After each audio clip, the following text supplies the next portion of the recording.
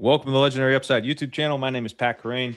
Follow my content at legendaryupside.com. With me today, Greg Brainos, the Coachspeak Index. Greg, how's it going? Rip, roaring, ready to go, Pat. Me too, man. We're doing our Legendary Coachspeak podcast here, where we're going to talk through some of the most interesting situations this week in the NFL.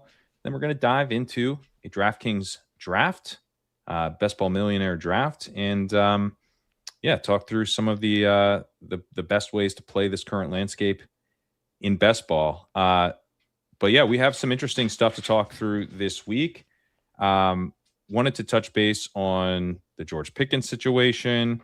But before we get to that, you had an interesting note on the Titans backfield that I thought was intriguing as far as kind of where their heads are at with a new staff at the on the running back depth chart. Yes.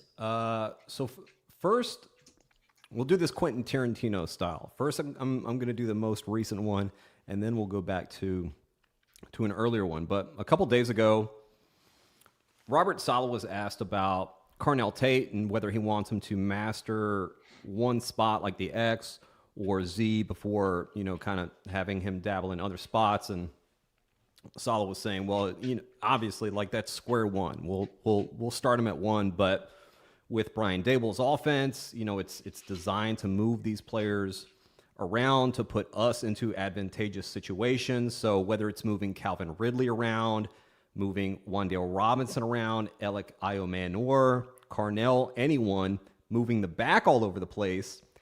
And then he said Tyjae Spears has a really good ability out of the backfield. So, that's a little interesting there in and of itself, because he doesn't mention Tony Pollard, who I believe is actually like a pretty decent pass catcher. Like he's an above average pass catcher, I would say. That's kind of, he used to be in like a Spears type of role with Zeke. Yeah, right. Yeah. Yes, brought a lot of juice in the pass game there. So for Saleh to not mention Pollard there, and Tyjae Spears is the one, who comes into his mind while he's talking about this, is interesting. But it's even more interesting when you look at a couple months ago on February 18th, and of course pulling this from the Coachspeak Index Discord. This was Brian Daboll, their offensive coordinator. Let's see. He was asked which offensive players besides Cam Ward were attractive, for this job. And Daboll talks about how it's a youthful roster. You've got two receivers who are tough and play the game the right way.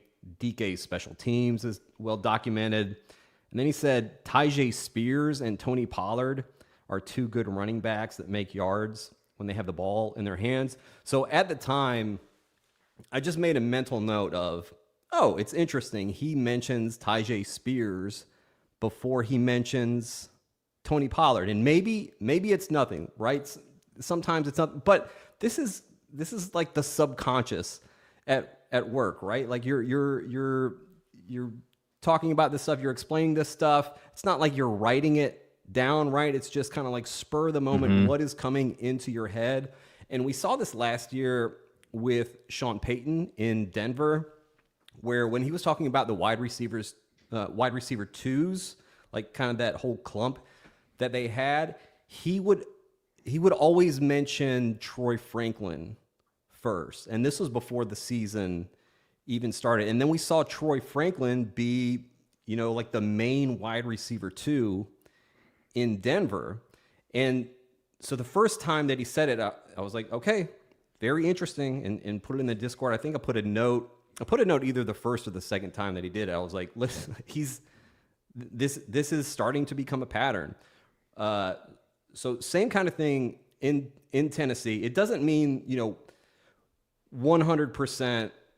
And I don't even think that it means that Tyjae Spears is RB1 there, but he is obviously in the forefront of their minds when they are talking about this backfield. So that's something that I definitely want to consider and factor in. And if this happens like a third and a fourth time, then that really kind of starts to nail that pattern down.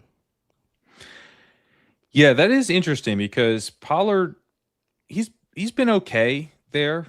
But Spears has also been interesting when given a chance. So and you do have the new coaching staff. So there's always backfields where week one hits and we're like, oh, that's not what I thought. And I could see this being one of those where a new coaching staff comes in. Pollard's been not what he was in Dallas. Not what I mean, frankly, he wasn't what he was early in Dallas in that final year in Dallas. He really fell off when he actually had a chance to be the starter following the ankle injury, right? So he's a pretty unexciting starter. So I wouldn't shock me if a new staff wanted to get more out of Spears and viewed him as pretty intriguing. Yeah, and it may be a thing where they feel like he fits this offense better, right? They want to pass to the running backs more, which means, and if they feel like Tyjae Spears is more effective in the passing game, then we get more Tyjae Spears snaps. It's also worth noting that he's not a zero at the goal line. We've seen previous, we saw Brian Callahan, when we expected Tony Pollard as the bigger back to get all of these goal line touches, and they used Spears a decent amount. I would say the main drawback with Tyjae Spears is he's kind of a fragile back, right? If you look at the last couple years, hasn't really been able to stay on the field. We know that he doesn't have ACLs, which is one, right? He's just completely missing one. Is it one? I thought it was both knees. Oh man, I mean, I'm not sure. Yeah, I thought he tore one and just like didn't get it fixed. He just got it removed. Yeah, he went to the operation doctor. I mean, if you get around to it, but otherwise, I'm probably good. Yeah. Anything more on the Titans backfield? Or do you want to move to George Pickens? We can move on to Pickens. So Pickens, he signed the franchise tag. Do you think? I mean, this whole situation has been so weird, where it seems like kind of classic Cowboys stuff, where like they kind of nailed it, but what if we screwed it up instead? Yeah. Right? How do you not just sign this guy? You should sign this guy. You did it. You look smart. Sign him. I think they're scared of what everyone else is scared about is in I was going to say in year 2 of his contract, but even in year 1 of his contract, does he go like full George Pickens? It's funny to sign George Pickens and worry he'll go full George Pickens, like not full Antonio Brown, full the guy you're signing, right? And I can't stop thinking about this comment that Brian Schottenheimer made in a press conference last season when they were talking about how much they're moving these guys around on offense. And part of the reason that they are moving George Pickens around in the offense is so he doesn't get bored. Like they have to keep him constantly engaged, which is not great. You don't love that. Yeah, from a contract perspective, from a front office perspective, like these guys should be engaged all the time. It is obviously good for fantasy and for the offense to be moving him around into different spots. Yeah, maybe it's bullish that he can't concentrate unless they move him. Unless they like, maybe more players should consider not concentrating unless used optimally. Well, that's how Luther Burden came about last year, right? So they just want to see one more year. They want, okay, you were good last year. Let's see one more year, and then we'll sign you to an actual longer term contract. Which they, even with the franchise tag stuff, they've been talking about. Yeah, we want him here long term, and obviously Brian Schottenheimer wants him there long term. And Schottenheimer truly does love George Pickens. I mean, he gushes about this guy all the time, and with good reason. He brings a lot to the offense, especially alongside CeeDee Lamb there. Like, this offense really cooked with both of those guys out on the field. Schottenheimer the other day was saying, you know, he still has room to grow. Like, you watch his film and you're just like, whoa, this guy is truly a different kind of wide receiver. And we have seen Pickens grow in the NFL. You know, early on with Pittsburgh, he was fine. He was okay, but kind of one dimensional, kind of like the downfield contested catch kind of stuff. And that's not what we're seeing in Dallas. Like, we're seeing a different form, an evolved form of George Pickens. I mean, I thought the Steelers kind of blew it with him. I wasn't a huge Pickens guy coming in. Like, I thought he was an interesting upside type of bet. Yeah. You know, late first round rookie pick, early second round type of thing. I thought he was interesting there, but not someone I was like pounding the table for by any means. But those second and third years in Pittsburgh, I mean, the quarterback play sucked, and he was still really good. 2.05 yards per route run in 2023, 2.11 in 2024. He went up to 2.35 last year, being used a little bit more optimally. But he also ran 609 routes last year, which is a ton. And that, you know, they didn't make the playoffs. That's all regular season routes. So he had 436 routes playing with Russ Wilson and Justin Fields the year before. So being on a good offense and being able to take over as the number one when CD was out, and then operating as this like lethal number two in a high volume passing game, it's like he's really in a perfect spot in some ways. Perfect. I don't love his ADP in the early third round because he is kind of in that T Higginsy mold, and he goes after T Higgins. Higgins goes after him.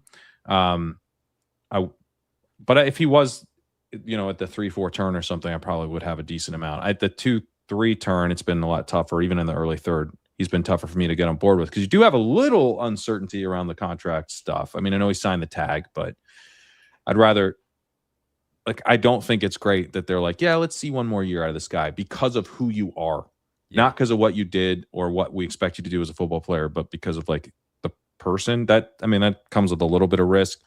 And like, give me AJ Brown over that guy. Like, if I'm going to bet on, you know, a somewhat turbulent situation, I feel better about Brown being just a true number one, basically wherever he is. Where Pickens is more of a number two. I mean, Lamb's better, even as good as Pickens is.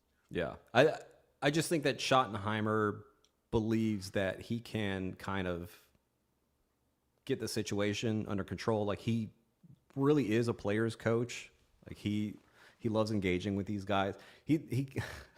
This, I don't know if this fractured I don't think it fractured the relationship, but maybe don't keep saying in press conferences like how you beat this guy's ass in basketball in your office. I thought that, like, every chance he got, when George Pickens first got to the Cowboys, he met with Brian Schottenheimer in Schotty's office, and, you know, he's got like a little basketball hoop in there. And they played a little game of basketball, and Schottenheimer apparently beat him. And he mentioned it no less than like 5 times in press conferences last year, completely unprompted every time, just talking about how much he loves George. And then he's like, you know, by the way, I beat him in basketball in my office. We'll probably never forget that. I'm like, okay, man, come on, enough. All right. What if this is all part of the keeping him engaged plan? What if this is how he doesn't get bored? He needs that fire, you know? Yeah. I got to beat Brian in basketball in his office. But the moving him around stuff helps. You know, the whole Pittsburgh thing, like, obviously Tomlin did not want to deal with that anymore, and Schottenheimer is fine with it, and I think he can, you know, get this stuff under control where, you know, Pickens isn't like not showing up games until 15 I minutes before the bus leaves. Right. That does seem like the bare minimum as a head coach, but I do also agree with you that he can probably keep his players in the correct city. Yeah. Including George Pickens. The whole franchise tag thing was odd because like we got this fake report from an actual like legit reporter on day one. I think it was on day one of the draft, like earlier in the day, that George Pickens signed the franchise tag, which made it seem like they were gonna try and trade him because they couldn't trade him until he signed the tag. And then you got the Chad Ochocinco tweet that, oh, George is gonna be happy tonight, which made it seem that, oh, okay, he signed the tag, he's about to get traded to a new spot, and that of course never transpired, and now he actually did sign the tag. Yeah, that is the whole situation is a little strange, but it's like strange and also seems like it's going to end the same place it would if it wasn't strange, which is he just plays a normal season for the Cowboys. Yeah, the franchise really was kind of in between a rock and a hard place because either you do this franchise tag and he's upset about that, or you offer this big contract to a guy that you're worried might go crazy if you try to put him on the franchise tag. Right. Yeah. But I mean, these wide receiver deals aren't going to get cheaper. Wide receiver is one of those spots one of those positions, where the value is. And honestly, that I think a guy like Pickens specifically, who can play outside and deliver downfield explosive plays, like that's the league seems to be swinging like more toward him than against him. He's such a perfect fit in this offense. Mm-hmm. I mean, fast paced. Dak loves to sling it. Schottenheimer, I think, is a good play caller. They're going to run a shitload of plays this season. They're going to have a lot of passing plays, and Pickens is obviously going to be a big part of that. So you raised a couple rookies. I asked you about some situations that you thought were interesting, and you raised a rookie wide receiver and a rookie running back, both from day 3. Let's talk the running back first. Emmett Johnson. I asked what you want to talk about. You just said Emmett Johnson. So tell me. I think that's the only one where I didn't expound further. I just put his name on there. Andy Reid had this press conference a couple days ago. They asked him what excites him most about Emmett Johnson, and was talking about his feel, and he's smart, and he has lateral quickness that it's a little bit of LaShawn McCoy, where he can shift gears, he can get upfield quickly. Likes the way that he pass protects and catches the football. The catching part he does easy. He also said the same thing about Kenneth Walker and Amari DiMercato. But Andy Reid also mentioned that Emmett Johnson is going to help on special teams. They already have him in the up back position on the punt team. So that signals obviously that if you can play special teams, right, and the team can count on you for that, that gets you a game day jersey. So he should be active, and I know there's been conversations about which of these running backs are the Chiefs going to cut, right? Who are they going to keep? Who are they going to cut between Emmett Johnson, Brashard Smith, Amari DiMercato, right? You're not going to be able to carry all of these guys, and obviously they won't be able to have them all on the game day roster. I think Emmett Johnson is like at the top of those guys who will be active. And then if something happens to Kenneth Walker, then I think the Emmett Johnson profile is the one that's like, okay, this guy can step in and give you a good amount of carries and be very involved in the offensive script for that week, and you'll be fine. Yeah, Johnson was a guy that I didn't have a ton of love for in the pre-draft process because he does sort of profiles as like jack of all trades, master of none kind of thing. Although he's also like not even a jack of all trades because his breakaway stuff looks horrible. So he's like, but he was like a decent enough runner as far as, like success rate and breaking tackles and stuff. and he's a solid receiver. He ran a bunch of routes. He had 1.15 yards per out run, which is not great, but it's not bad. He honestly looks a lot like Woody Marks did last year coming out. Woody Marks was at 1.12 yards per out run, so just a little bit worse than Johnson. He ran even more routes per game. He caught a lot of balls. He just wasn't very efficient. Johnson, Marks ran 24 routes per game, which is a ton. Johnson was at 18 though, which is still a lot. And both were reasonably productive, and both had like a little bit of rushing juice. I would say Johnson looks like the better pure runner of the two, probably, but kind of in that like Eno Benjamin was another comp. Will Shipley was a comp. Wayne Gallman was Johnson's closest comp for me. DeAndre Washington is fairly fairly high on this list as well. Like kind of that dude's like, what? I'm not sure exactly what you do. You can do a lot of things, but none of them like super well. And you're kind of undersized. He's 202 pounds. But this is a back that we've seen. This is like a type of back we've seen do okay in the Andy Reid system. Yeah. Like everything I'm describing kind of sums up like Damian Williams as well. Williams probably a little bit more juice, but Darrell Williams, who's bigger, but kind of in that same type of mold. So I don't know. I mean, and like Chase Brown isn't like super far down on the comp list either. So there is maybe some upside if he can consolidate work. Again, you'd probably take a Walker injury or him gone maybe in a year or two to really realize like big upside. But as like a contingent handcuff year one play, I think he's a little different than Brashard Smith. Jacob Sanderson has made this point that like Smith is really more of like a passing back, like a guy you throw, like a receiving back that you specifically throw to, where Johnson might be more of like that kind of versatile guy who's like generally best in the passing game, but is out there, to do a little bit of everything. More like what we saw from Woody Marks last year. And I think he probably formed some kind of committee if Walker went down. But it's at least a little bit interesting. For me, it's going to be, I want to hear more of this drumbeat of he's the running back too. Mm-hmm. Yeah, Sacrilegious says Jack of some trades. Jack of some trades, master of none.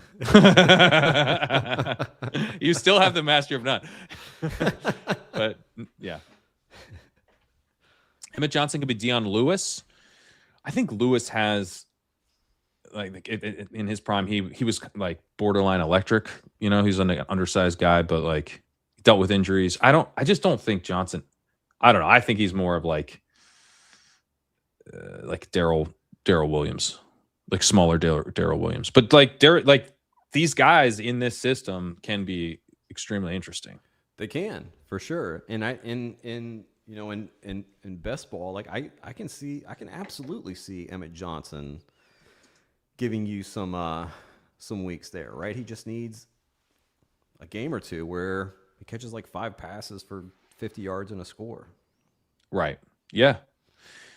Yeah, and I mean we've seen Reed's running back generally has been pretty productive. Pacheco just, once the speed kind of got sapped a bit, it was over, and Hunt is just, he doesn't have anything left. So a younger guy with a little bit more juice. Yeah. The only thing Kareem Hunt has is blackmail on Andy Reid. He's a good short yardage runner. He's in his Mike Tolbert era. That's true. Yeah. All right. Let's talk the other day 3 rookie, Skylar Bell. I've been thinking about Bell as more of a like year 2, year 3 type of guy because he is so duplicative with Khalil Shakir. But you noted that he is kind of being labeled a little bit like Shakir. Yes. So at the draft presser, Joe Brady, the head coach there, both of them talked about the versatility that Skylar Bell brings. Brady said, always talk about having guys that can play outside, play inside. The really interesting one was Brandon Beane did this interview with Buffalo Bills team media on April 27th. And he said that one of the pieces where Skylar Bell is valuable is he's had plenty of production on the outside and the inside. He has the mental and physical versatility to move around, play all the spots. That would be the plan for him. Then being said, when we drafted Khalil Shakir, we said the same thing. We said that he is like inside but can play outside. I would say Skylar, it's like 50-50. And with Khalil here, Skylar is going to be an outside to inside player. Khalil Shakir, we see is more inside that can play outside. And that... that's interesting. Yeah, he said the way that they evaluated Skylar Bell is that it's, a true 50-50, whether he's better inside or outside. So I think they're going to probably try him out at Z and have Khalil Shakir inside and then DJ Moore as the X. We'll like it's going to be a battle, I guess, between Bell and Keon Coleman of who's going to kind of occupy that. Well, Coleman's an X, right? So you could put, I mean, if he's anything, he's an X. And yeah, Moore can do everything as well. He's not like he has to be the X. So he could be, He could play Z. So, I think you could have. It would be a pretty big surprise if Bell was a full-time anything for most of the year. So it makes sense that maybe when Moore is at X, then you have Bell coming in at Z. If you were trying to find some snaps for Coleman, you move Moore around. Because, I mean, wouldn't you expect that Moore kind of moves around the formation for them? Yeah, could definitely see him at Z as well. I guess I also wonder what the 12 personnel is going to be like. Who are the two receivers out on the field there? Like, does Shakir see the field, or is it going to be DJ Moore and Keon Coleman? Or I don't DJ think it's going to Moore be Shakir, unfortunately. Yeah. So is it like DJ Moore in Skylar Bell or DJ Moore in Keon Coleman? It just does seem that Khalil Shakir is kind of locked into the slot. DJ Moore is obviously going to be out on the field the most out of any receiver and probably won't be taken off the field much.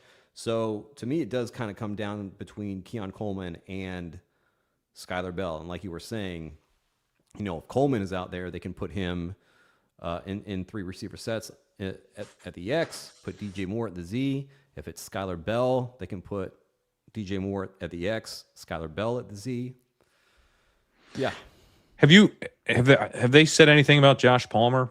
Because Palmer, they can't, he's there. They don't save any money by cutting him. They would have cut him by now if they were going to just eat, Let me see dead money.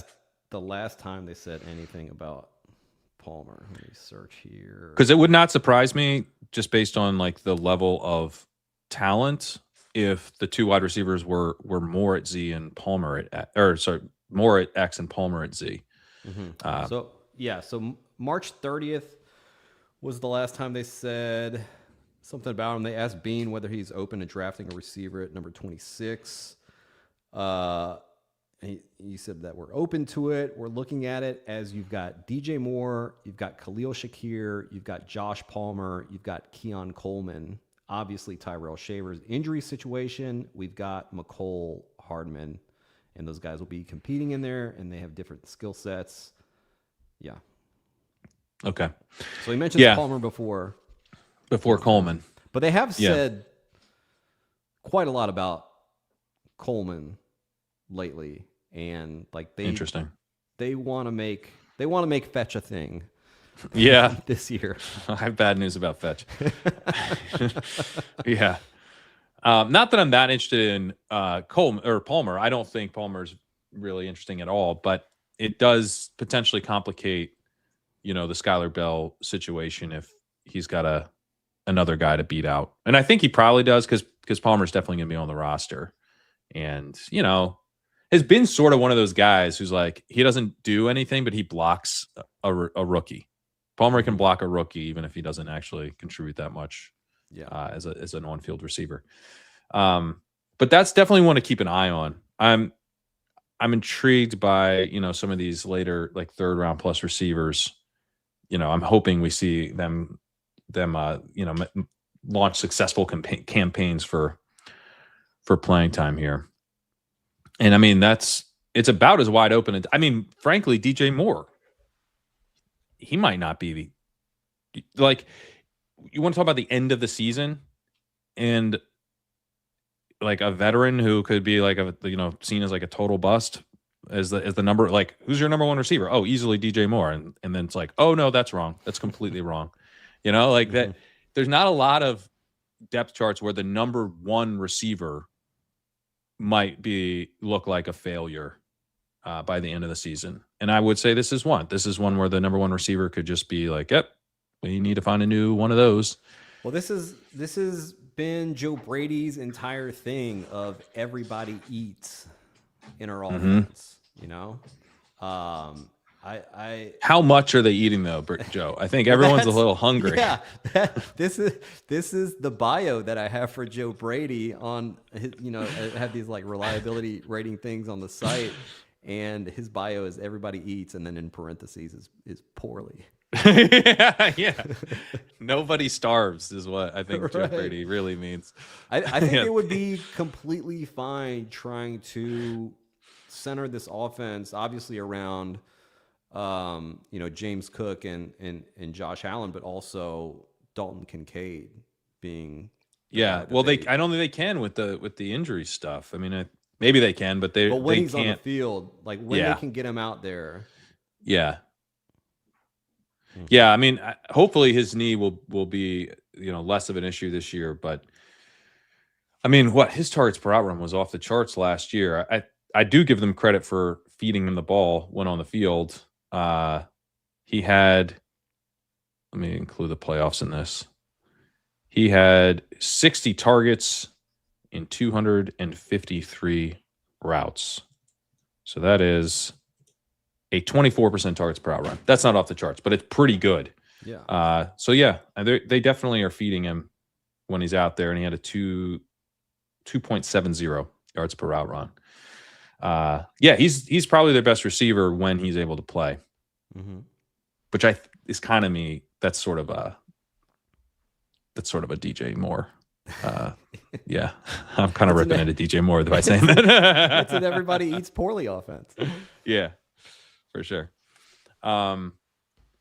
Just before we jump into a draft, I wanted to ask you about the rookie quarterbacks and your sense of where things stand right now with those guys and their year one playing time. We'll obviously kind of check in throughout the summer on those guys, but I am starting to hear stuff from on Pete Overzet's Best Ball Breakfast. I was just on there. People in the comments were mentioning, Kirk Cousins playing a ton of the season. And we're going to get this narrative, I think, from the Raiders that it's going to be Cousins.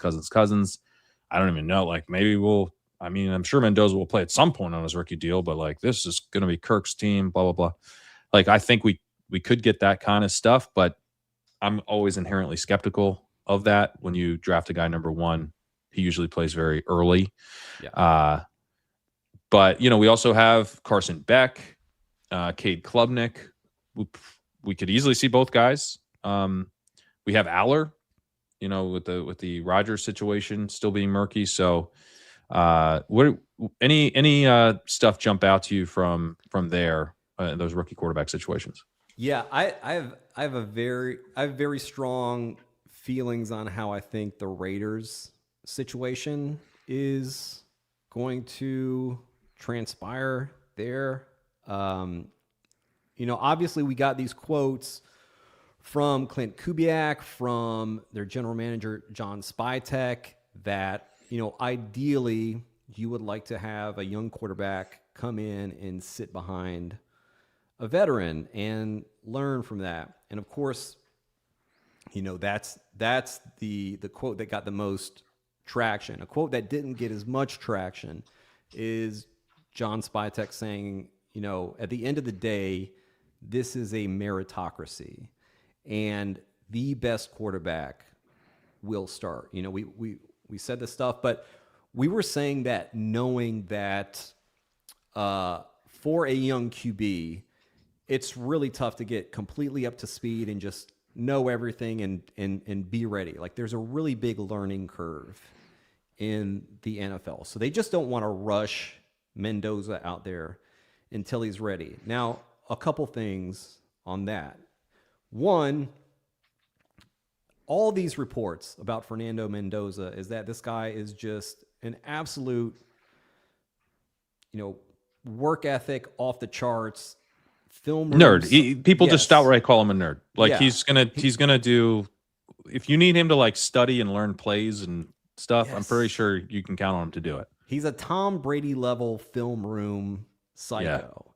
Yeah. So that is obviously going to help with the learning curve there. Another big thing for me is that with the Clint Kubiak offense, I think that Kirk Cousins might have a really tough time executing one of the key components, which I think we talked about last week, which is the deep play action stuff, right? The Clint Kubiak offense is you run the hell out of the ball, and you get defenses down, and then boom, play action, and you take this 40-yard shot downfield and we saw that so much with JSN last year. We saw that previously in New Orleans when Kubiak was the OC with Rashid Shaheed. I don't think that Kirk Cousins has the arm for that anymore. Like, he's got a bit of a noodle arm now. So if you can't execute a very key part of that offense, then that offense is going to be looking pretty bad. It reminds me a little bit last year of like Rattler and Shuck, where like the Rattler stuff, if you look at his success rate last year, like it was pretty solid. And he wasn't ever really like a disaster, but the offense just really lacked juice. And Shuck came in and he was able to run a little bit, which is something I think Fernando Mendoza can do, and from like a Tyler Shuck level. Like he's a big dude. Yeah. He's not just like he's not like Mike Glennon, he doesn't like just sit in the pocket. He can actually move a little bit. And certainly more than I think Kirk Cousins at this stage of his career. So he gives you that escapability, but then you do have more arm strength. So I think it could just be like a shot in the arm for the offense when he gets under center. Under center, though, is like a key point there.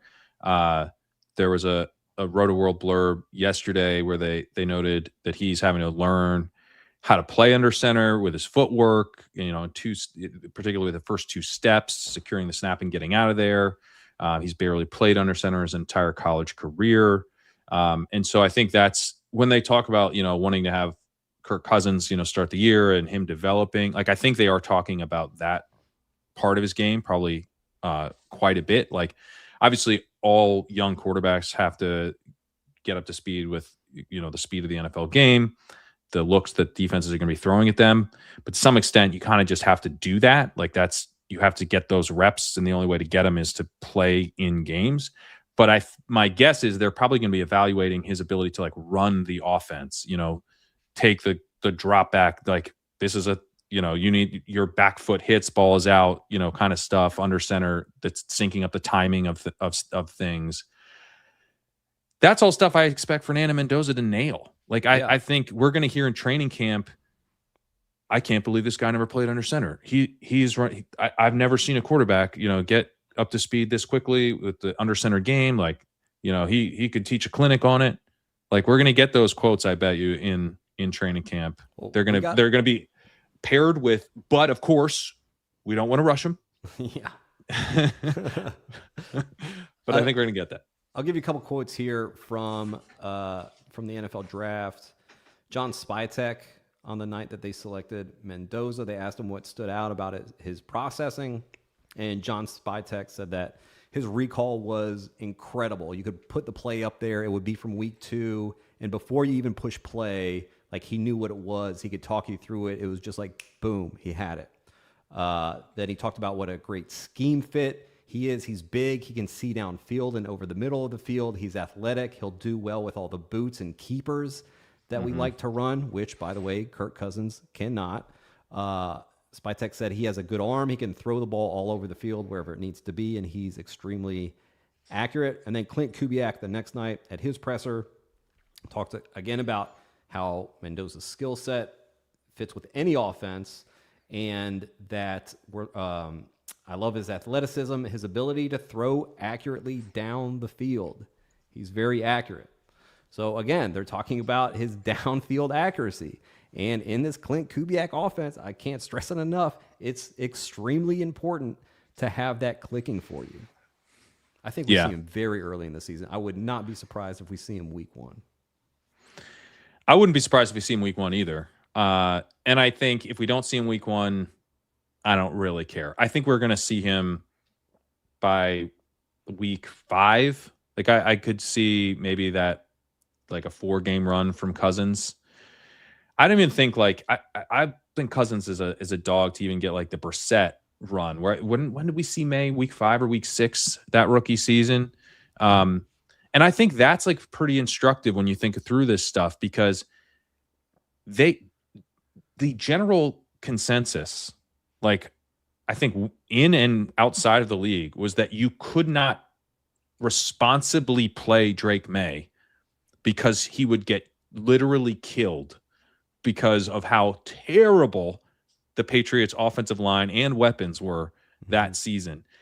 That's not this situation. You know, the Raiders offensive line isn't great. It's not where the Patriots were a couple years ago at all. And they have Bowers. They have an offensive minded head coach who, you know, just helped win a Super Bowl.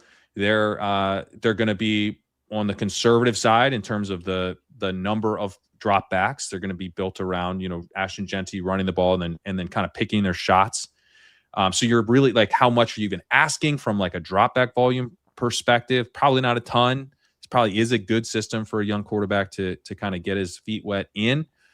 And so it's just like, Cousins could play amazing, you know, and surprise all of us and extend this a little bit. But if Cousins plays like kind of like he's been playing,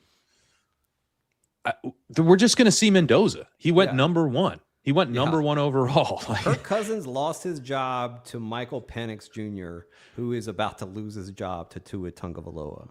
He can't. Who's about to lose his job to Michael Penix, I think. It's the circle of life, baby. But Kirk Cousins can't.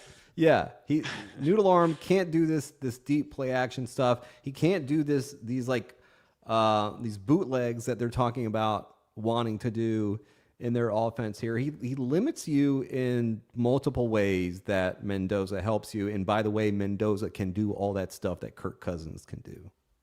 Right. Yeah, and I think my thing with Mendoza, I'm not a huge Mendoza guy, honestly. But it's more about, like, I think you might end up in a situation as the Raiders where like, he's not. It's like kind of like where the Broncos are with Bo Nix to a degree, like a worse version of the kind of the Bo Nix experience, you know, where Nix is like a little bit, Nix can do a lot of stuff, but he's not like the most consistent guy. And it's sort of like dealing with some inconsistency and then a sort of lack of upside from, you know, wanting an elite quarterback at the position. And I think Mendoza has like a fairly thin path to be like an elite type of guy.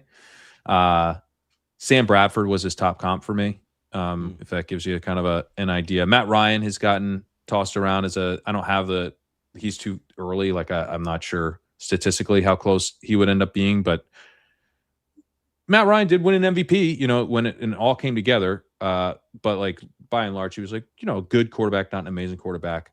I think Mendoza would probably do really well to get to like a Matt Ryan level. I think, you know, he's probably going to end up worse than that, but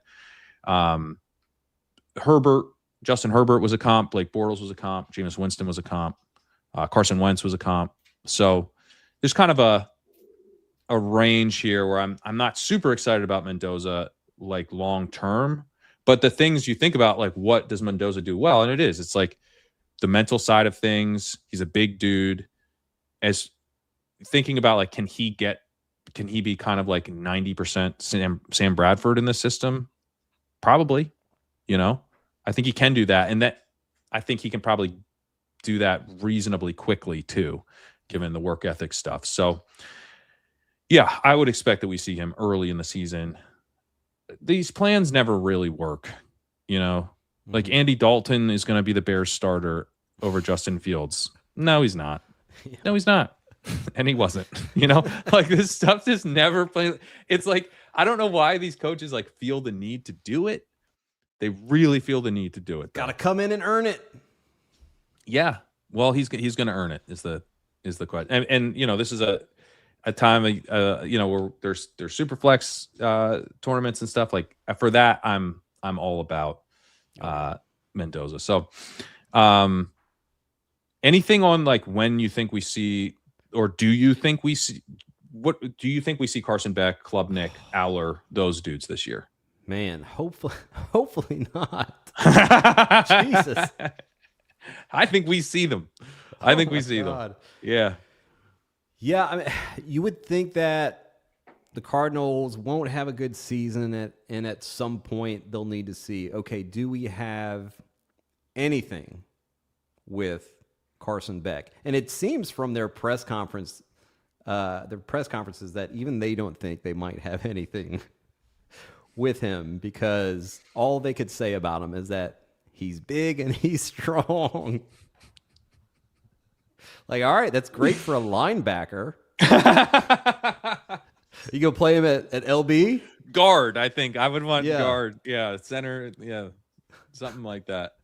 D tackle. Yeah. Carson Beck, yeah. It's odd for a guy this big and this strong to, well, not strong, like this big, like physically big, to not have a strong arm. And that's just like one of the many weaknesses that he brings to the table. Jack of no trades. Jack of no trades. Master of being big. Master of being big. He's Ryan Leaf. He is big though. He's 233 pounds. You gotta admit he's big. He could like maybe do a good tush push. Yeah, maybe he could even do the Brady over the top thing. You jump over the center. Might even be better at that.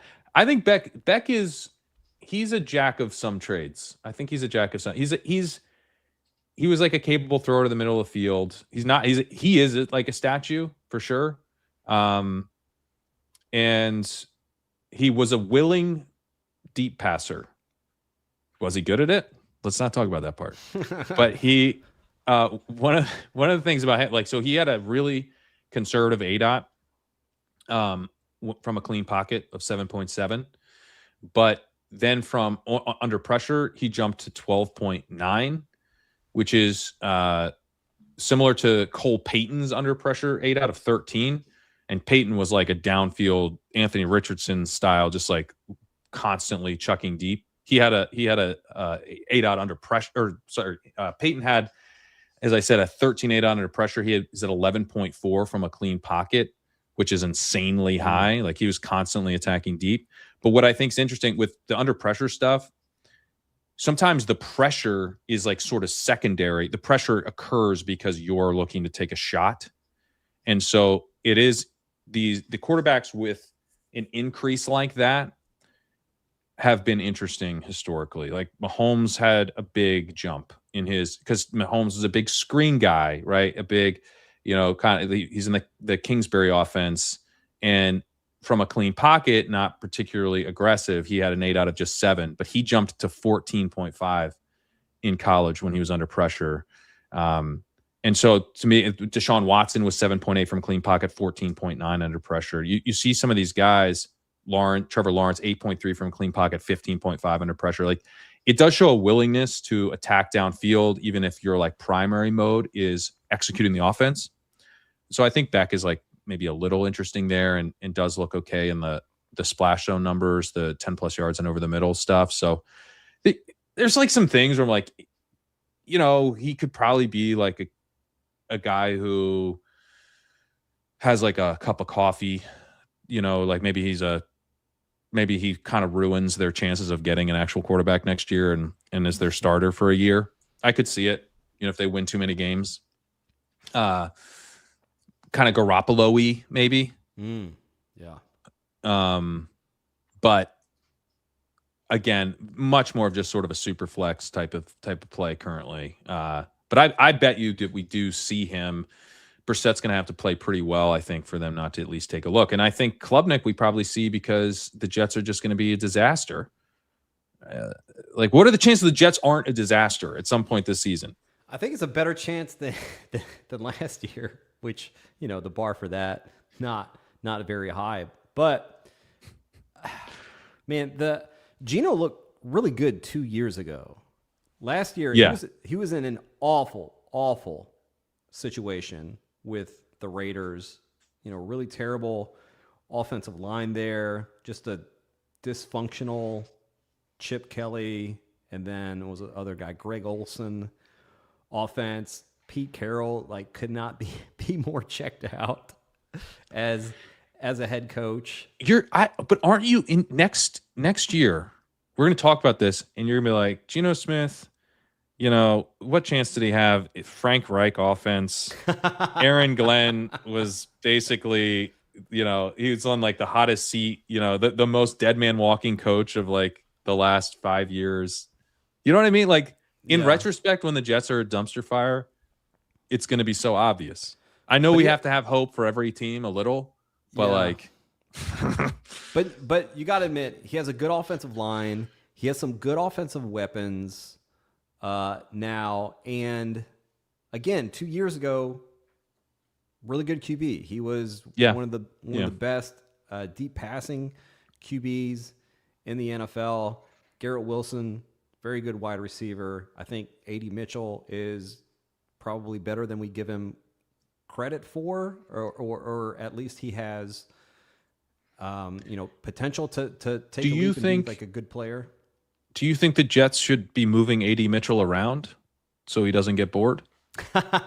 They should try it. Give it a shot. That might be the problem. I mean, the guy's throwing the ball in the back of the end zone. When he dropped that ball crossing into the end zone, that was the end for him. Well, then he held later in the game, remember? And they had a game-winning Taylor run got called back because of his hold. It was so bad. The same game. Brutal. But he looked pretty decent last year when he was with the Jets, and he did. And earned a good amount of with like Brady Cook targets too. There. It was a horrible situation. Yes, it was a horrible situation. I'm hopeful that Klubnik can be better than Brady Cook. I'll say that. I really grossed out Kevin on the Carson Beck stuff. That dude would have stayed in college for 5 more years if they would have let him. I agree with you, but I still think we probably see him. Do you want to hear what they said about Cade Klubnik when they selected him? Was it that he's also big? What a big, strong guy he is. Okay, so Darren Muji and Aaron Glenn, right? So here's Muji, a player that has a lot of experience. He had a down year this year, but he's still young and athletic with some upside. And then Aaron Glenn said, Cade Klubnik still has a ways to go to get where he needs to go. Wow.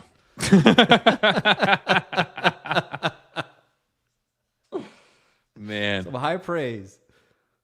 At least he wasn't passed on repeatedly by his own father, and then became a career backup immediately. You know, it could be worse. Where did Nussmeier end up? KC. Oh, right, yeah. Which, I mean, to me is a super sharp pick by the Chiefs. I think Nussmeier he profiles like a backup quarterback. And you get like a pretty cheap backup quarterback. You get 4 years of real cheap backup quarterback play for a team that's always going to have, a reasonably tight cap because of how much they're going to have to pay Mahomes. To me, I was like, that's a really sharp pick. Yeah, I was surprised that Nussmeier and then Cole Payton didn't go a little bit earlier than they did. Yeah, Cole Payton, man. I really want to see Payton at some point. If you're Arizona or Cleveland, or one of these teams that desperately needs a quarterback, why not take a shot on Cole Payton and see if you can develop something there? I have a different PSA, which is if there's a quarterback who genuinely needs development and has legitimate upside, and you're Arizona and Cleveland, you stay the hell away. And that applies to the Jets too. You're not allowed. Show me you can do something one time with quarterback development before you take these guys. These are Eagles players, okay? These guys can actually make these types of bets pay off. Or Packers, Packers are allowed to draft the Cole Paytons of the world, but no. The No, Pat the Cardinals Kerrane are not. embargo list. Yeah, I mean they couldn't handle Kyler Murray as the number 1 overall pick. You think you're going to be able to do something with 4th round Cole Payton? You let him fall to the 5th, and the Eagles draft him. You're not allowed, Cardinals. Bad teams stay bad. Yeah. All right, let's dive into a draft here. I'm going to jump into the Best Ball Millionaire tournament over on DraftKings, and I've got the trusty Sidekick loaded up here, and we'll talk through this draft. Already 8 of 12 filled. If you want to jump in with us, everyone's welcome, and I'll share the screen here. And there's no way we don't draft the winner on Star Wars Day, right? Oh yeah, May the 4th. Have you watched Nirvana the band, the show? No. Have you heard about it? I've heard a little bit about it. About the show? I don't know or that about much the movie about it. that just came out. So they have Nirvana the band, the show, and now there's Nirvana the band, the show, the movie that just recently came out. Pepper Tony said, "Beware the Ides of March." Wait, wrong day. No, we got a Nirvana guy in here. I don't know. I know there's a Nirvana content basically, but I'm not real up to speed on it. So it actually has nothing to do with the actual band Nirvana. Okay. Okay. Maybe the funniest TV show that has ever existed, and they ended up making a movie that came out this year. I saw it 3 times in theaters. It's the hardest I've laughed in years. Oh wow. It's the same guy that wrote and directed Blackberry. If you ever saw that. I did see that because I'm a big Always Sunny fan, and Dennis Howerton was in there. Yeah, incredible in Glenn Howerton. Yeah, he was legitimately very good in that movie. Yeah, he was. He shaved. A lot of people.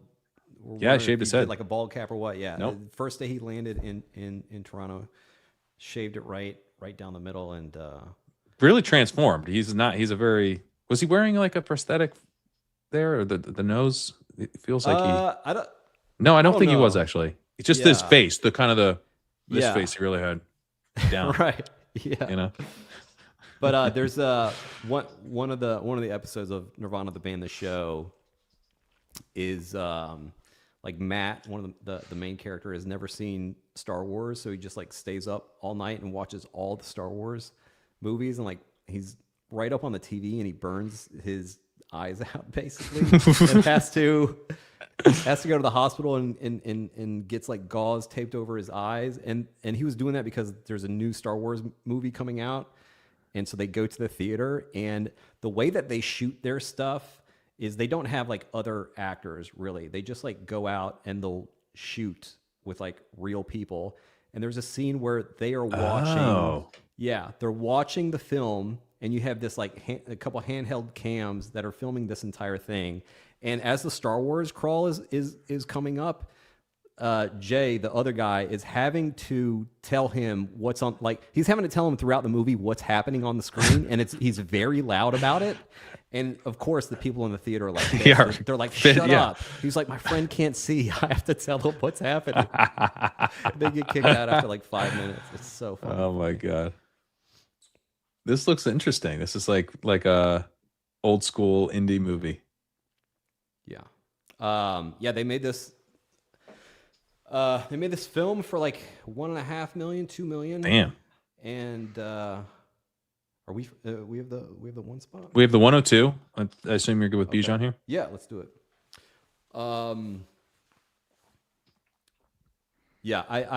I watched. I've probably consumed about 30 hours of his interviews since watching the movie. This guy is like legit genius who just, man, he gets it. He gets it. Awesome. Yeah, I'm gonna check this out. Yeah, they had the show like up on their website. They had to take it down. I don't know if you can find it anywhere. Was this a show and then it became a movie? Yeah, it was a show, and they did I think like 2 or 3 seasons, and And their episodes would take like a year to film sometimes. Like they'll just go out and shoot stuff, and then eventually they'll kind of assemble it later in post. But they do so much wild shit. And again, like a lot of the show is just them. Like there's not a lot of actors in this. They're just like interacting with the real world. There's an insane interaction in the movie that's like, you could not get this unless you're having an actual interaction. It's fucking nuts, man. I guess I didn't realize, because the guy who wrote Blackberry and this is in Blackberry. Yeah. And I didn't realize that was him. Mm-hmm. Yeah, and he like wears the headband and stuff in Blackberry. That's how he dresses in real life. So when he would go, like he would be on the street. And he really stands out in the movie, because you're like, why is this guy dressed like this? People would stop him in the street or like at a Q&A or whatever, and they'd be like, why are you dressed up as Doug from Blackberry? He's like, oh no, this is just how I dress. Doug is dressed up as me. Exactly. This is how I am in real life. That's so funny.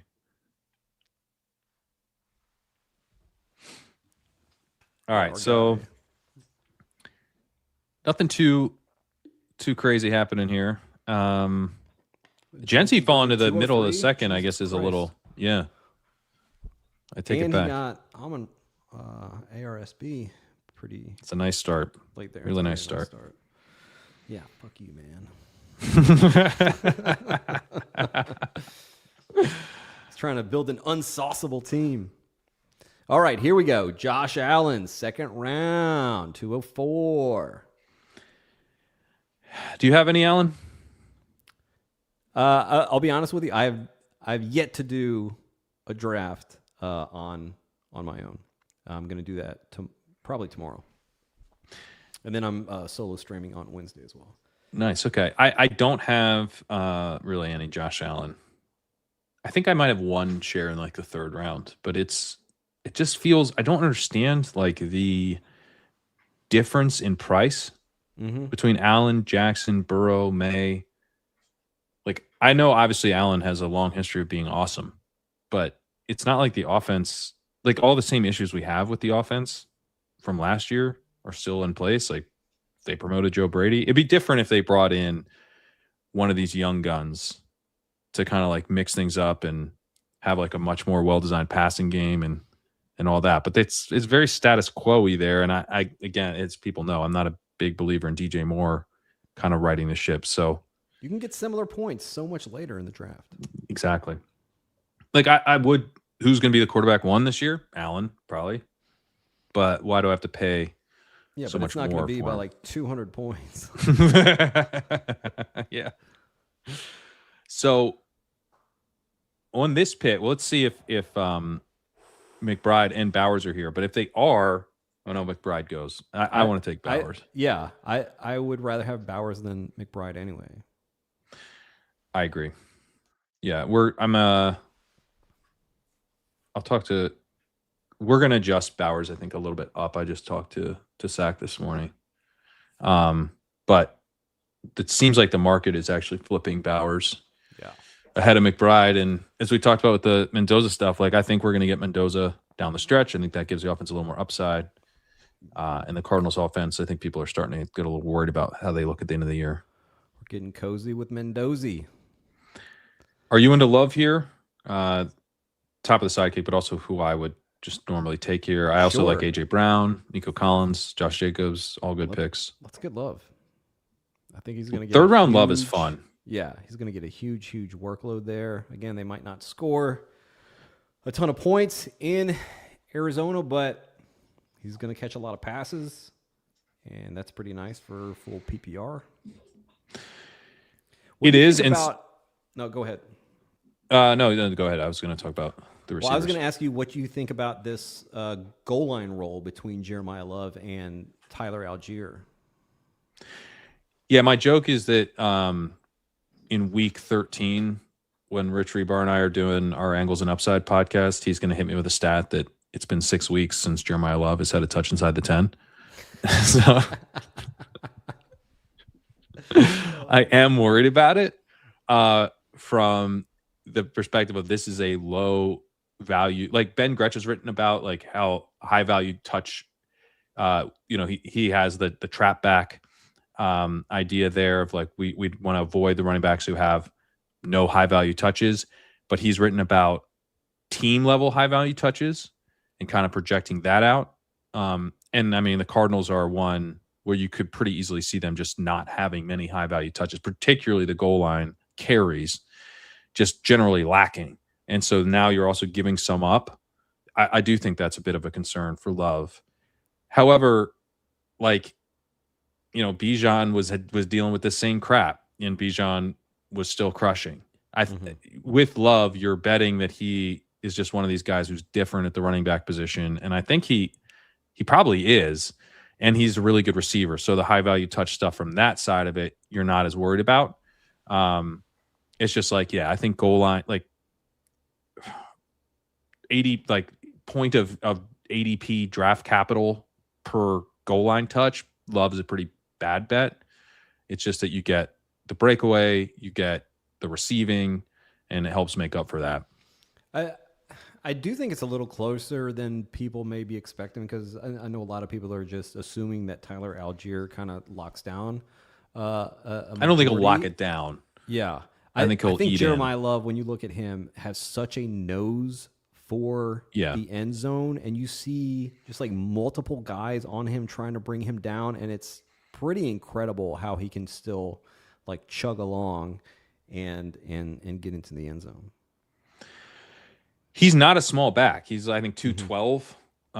He's actually the bigger of the two backs with Price. Price was more of the the rushing complement, but Love is actually the bigger of the two. So, yeah, to be clear, I think Algier will just make kind of a bad goal line touch situation worse. It would be really weird if they Algier, they didn't pay that much. They immediately spent the 3rd overall pick on a running back. Like, he'll be annoying, but I don't think he's going to crush Love's value. That's why I bring up Bijan. Like, he didn't crush Bijan's value. He made it harder to predict, a little bit. It was rough there for a few weeks. All right, we're on the clock here. Yeah, so we can definitely, I would say we are going to go receiver with one of these two picks. But Bucky falling here is pretty interesting. It is. I'm very tempted to take Bucky. I'm down to do it if you want. Yeah, let's do it, man. I mean, you've made me more confident in him with, the coach speak around him being the clear starter. Not that he couldn't lose work over the course of the year and all that, but it seems like they're planning on feeding Bucky to start the year. Yeah, I mean them calling Gainwell 1B while calling Bucky the starter, don't love that. And then obviously them also talking about how Sean Tucker is good near the goal line. Don't love that either. But I think if you have other running backs on your roster who you can rely on, I do think we are going to get big weeks out of Bucky. Are you into Evans? He was one of the receivers I really like here. For sure. I think he's going to get a shitload of targets this year. Well, we like that. Look at Kyle Shanahan with those receivers, man. Come on. And with Kittle out to begin the year, or at least not 100%, could be good. Yeah, and they spent the 33rd overall pick on Deshaun Stribling. Guy, come on, give me a break. Should we go ahead and star? Should we go ahead and star him to make sure we don't miss I'd out? take Ted Hurst over him straight up, even on a Purdy team. I wouldn't regret it at all. Oh man, what do you think about double elite tight end, double elite QB? Once the schedules are out and we know they don't have the same bye. Right. And still, say through 9 rounds having 2 QBs, 2 tight ends, but then, still having some decent stuff at running back and receiver, and then ending with a 2-8-2 on DraftKings, right, where we get these 20 rounds there. I've done at the 2-3 turn, I've taken Bowers and McBride because it does feel like both are underpriced there. And I think I'm like, maybe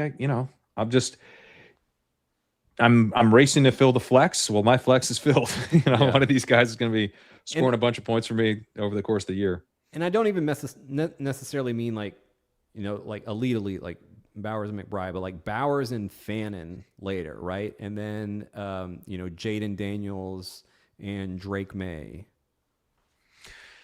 I think I've taken May and Hurts because they're like 6-7 turn, so you can get both, and it's not like you spent that much. That's one of the advantages I think of. And Daniels is cheap enough where if you go like 6th round Daniels, you could take another quarterback pretty early. You could go like Daniels Dak, I think. Yeah. Which isn't like maybe true like elite, but I mean, we know Dak can score a ton of points. He goes on these hot streaks where he's like, scoring up there with anybody. And then Daniels has the rushing ability. And I mean, that's one of the advantages I think of that pocket of Daniels, May, and Hurts. They can score as like the number one quarterback on the week pretty easily. But you don't have to pay for it as much. And I think at this time of the year, there are guys that you can find in these final rounds that are going to end up going like rounds earlier, once we get into July and August and September. Guys like Stribling, I think are gonna rise quite a bit.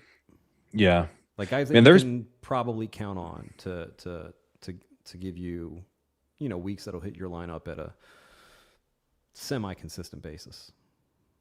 For sure. There's some of the value in this draft is really jumping out. Like 604 Tootin is really nice. You had in the 4th round Breece Hall 407. McMillan went 406. 6th round Hurts and Daniels. Yep. Late 5th round, Jameson Williams is actually pretty nice. Khalil Shakir going at the 507, 509 does feel a little early. I don't know what happened there. Well, that might have been a star method gone wrong. Yeah, that helps you get Tootin. That helps you get Tootin. You push Tootin down, which was the same team. It was the same team. You could have just flipped him. I think that's star method gone wrong, right? Because it's the Allen team. He gets more. He gets Shakir, right? Man, okay. So Tate goes. I was hoping he'd come back. Tyson and Lemon are pretty fun as far as betting on these rookies. That's probably where my head's at. Alec Pierce also in the mix here in the sidekick. Brian Thomas. I'm really hoping Tyson makes it. Tyson. Yeah. Let's go. I didn't even want to say it because I didn't want this guy to possibly snipe us. But, man, what a great price for Jordan Tyson there. That's close to where he was going before the draft. Very nice. I'd be very happy to take Lemon here too. Thomas also, getting that third receiver is probably the move. Yeah. RJ Harvey above Ramondre? Get the fuck out of here. Are you Lemon or Brian Thomas? Oh, let's go Lemon. Okay. Let's go Lemon. So talk to me about Ramondre and Harvey. They're that way, and they're right next to each other in ADP. They're right next to each other here in the sidekick. But it sounds like you want Ramondre in that spot. RJ Harvey should be going in the 160s. 160s later. Okay, maybe I exaggerate by a couple rounds, but he should be going much later than this. Like they have made it pretty clear how they feel about RJ Harvey. They have two different guys who combine, like, do all the stuff that RJ Harvey does, but they do most of those things better than RJ Harvey, right? So Dobbins, clearly a better runner than RJ Harvey. Sean Payton talks about the special spaghetti sauce that J.K. Dobbins has with his vision and being able to find the hole and hit it. Then you have Jonah Coleman, who is a much better option in the, with like pass protection and, not necessarily as a pass catching back. Like Harvey has more juice there, but Jonah Coleman is a very, very capable pass catcher. Like we know this, right? So yeah, I think he's getting hit from all angles in Denver. I think this is an awful price for him. Yeah, I think the thing with Coleman is that, as the day 3 guy, and he doesn't have much juice as far as the athleticism, he could struggle to make an impact early in the season. And Harvey does have juice. I think explosiveness, pass catching ability, and they just spent a second round pick on him last year. And he was very inconsistent as a runner, but I still think, showed some of the explosiveness that they probably were thinking about when they spent that pick on him.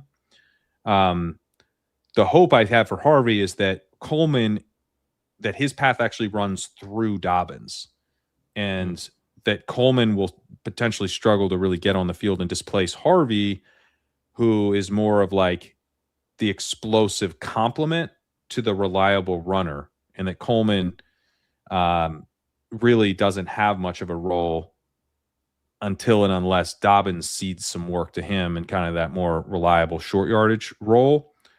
Of course, if you're betting on Coleman, you're like, hey, this guy's actually a pretty decent pass catcher. Maybe he can run through Harvey as well. But from Harvey's perspective, I'm thinking of him as potentially holding off Coleman due to that lack of explosiveness that Coleman has, and the explosiveness that I think Harvey did flash in some exciting ways, even though the consistency was genuinely a problem. Like how many times do we see a guy's like vision get better? Like we've seen guys get better in pass pro and running routes and all this kind of stuff. But as a runner, like how many times do we see these guys like actually make a huge leap in their vision? I feel like it's not that often. Yeah, the consistency stuff does tend to be fairly sticky, but I'm trying to think. Like, I mean, one of my guy Rojo eventually figured it out a little. His success rate was real bad and got better.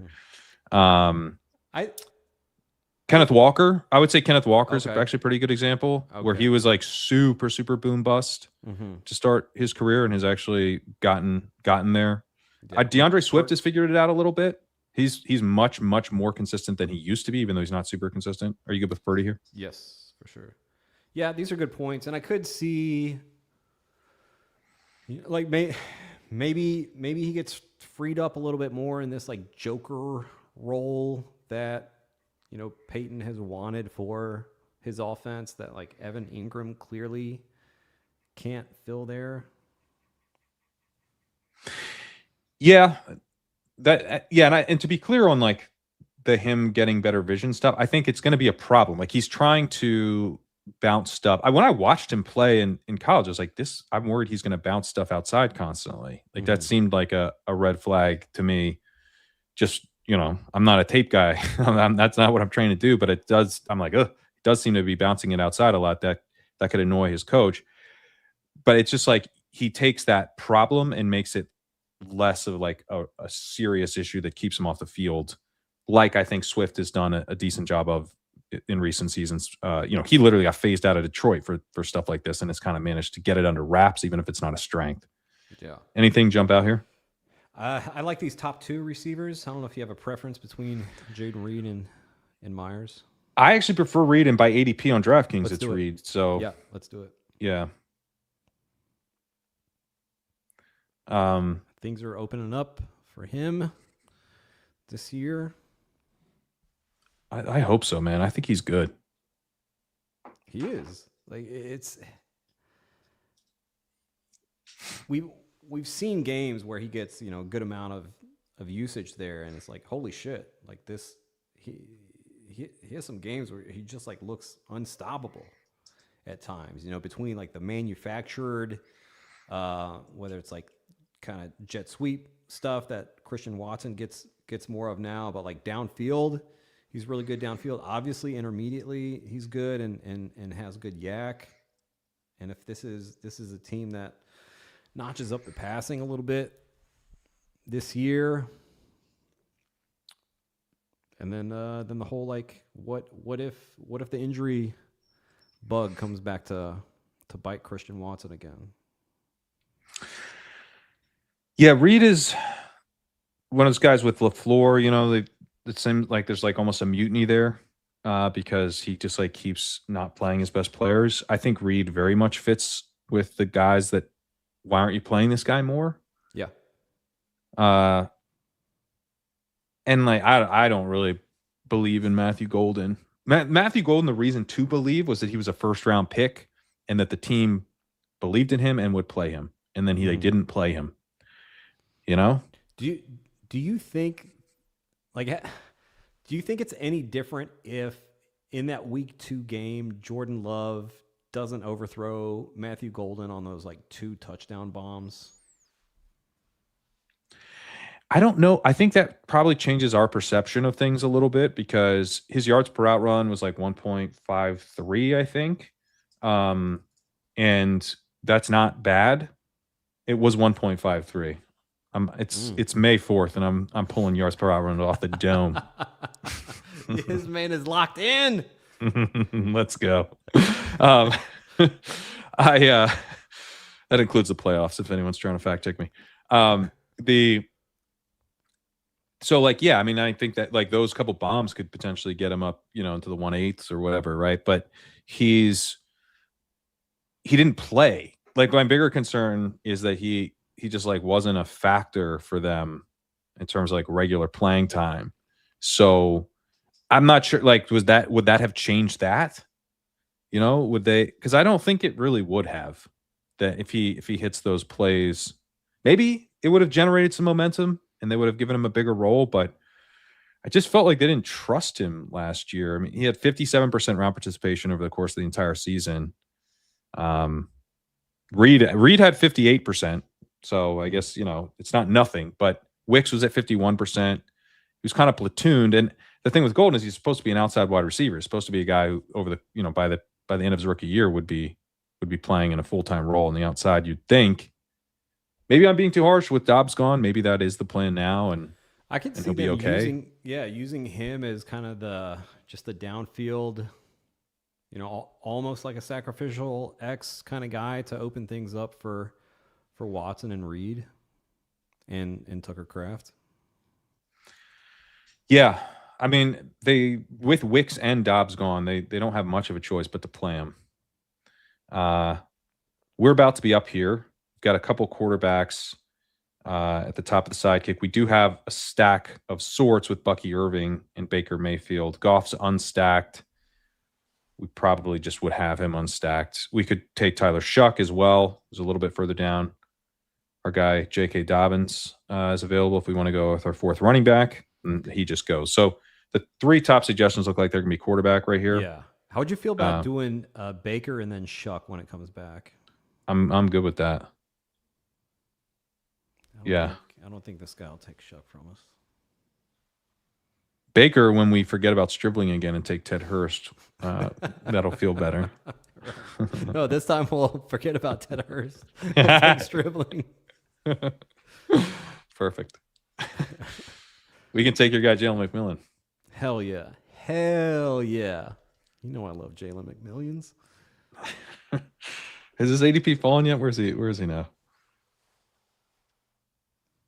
McMillan? I guess it has. I think he went in the second round. He must have gone in the second round. He's at 141. Okay. Yeah, I think he went to the guy who took Shakir in the 5th.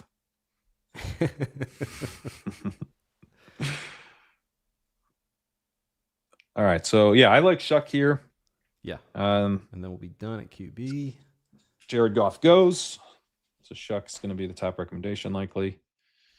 If you guys want to check, actually Ferguson is, but I'm good with Shuck. You can check out the Sidekick, by the way, at legendaryupside.com/sidekick. I recorded a new video detailing the main features of it and how to install it. It takes about a minute to install and get rankings going for less. So that part of the video is short, but then I dive into some of the key features, loading in your exposures, all that good stuff. So you can check that out, legendaryupside.com/sidekick. Does it stretch up? Can you get like a really long like phone? Trying to You trying to go full sidebar? Oh yeah. Okay. I'm just imagining like a phone that's that tall. You want to go? You want to go? Oh, you want to sidekick Max? We can sidekick Max. Wow. Yeah, let's not even look at the board. We won't even know. Actually, because you would know because it would have the green border. You know maybe I'll do this for Top Guy Tuesday. I won't even know what the options are. Right? Yeah. That's you really know I'm Top Guy. You just let God take the wheel. There you go. All right, here we are. We're back. Back with a reasonably sized sidekick. Any other picks jump out? Aaron Jones has moved up a bit, I would say. Oh, Jonathan Brooks. Calling out at me like the Green Goblin mask.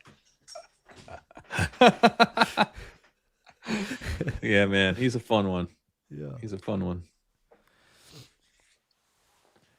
Brooks, I've switched mentally to the point where like I am the drumbeat. Like if I don't hear something negative about Brooks on a given day, I get like slightly more positive. No news is good news. No news is good news, which shouldn't be true with Brooks. We actually need news that he's recovered and stuff. Oh, somebody took him. Somebody took him. But I gave you my theory on because you and Sam last Thursday on That's Fair were talking about how don't love that Jonathan Brooks says that I'm close to 100%. Mm-hmm. And my theory on that is that there's a real possibility he's not talking about like physically that I feel close to 100%, that like physically he could feel 100%, but like we don't truly know like football wise until they allow him to do the final stage stuff of your rehab of the cutting, like the very important stuff, like the running in a straight line, whatever. Like we see that all the time, and that doesn't really tell us that much, but it's that final stage stuff that lets you know that okay, this guy is 100% good to go. And until he actually like clears that hurdle, then technically you can't really say like, yeah, I'm 100% now. Yeah, that makes sense. I also think it's funny. Pepper Tony asked if we could talk about the Panthers backfields. I don't think either of us saw this comment. We just wanted to talk about Jonathan Brooks. So yeah, you know what? I almost put Trevor Etienne on the grossest winners from the NFL draft episode that we did on Friday. Let me see if I can find.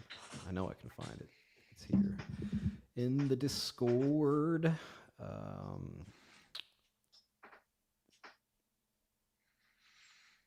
Where is it?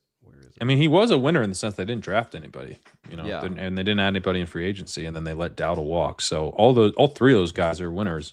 Dan Morgan, February 24th. We're really excited about Trevor Etienne. We think he's got a bright future, and he's going to be one of those rising stars in this league.